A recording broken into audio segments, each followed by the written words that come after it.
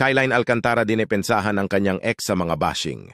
Hindi na napigilan ng kapuso aktres na si Kaylain Alcantara ang maglabas ng saloobin tungkol sa patuloy na paninira at pagbatikos ng ilang mga netizens. Hindi na nakatiis si Kaylain Alcantara at ipinahayag niya ang kanyang suporta para sa mga bagong host ng Eat Bulaga. Trabaho lang po ang lahat ng ito. Lahat sila ay naroon para magtrabaho lamang. Labis ang respeto nila sa TVJ at sa mga orihinal na host. Malaki ang parte ng mga ito sa buhay ng bawat Pilipino dahil sa tulong at saya na kanilang naibahagi, at ito'y magpapatuloy pa rin ani Kaylain sa kanyang pahayag. Details in the comments.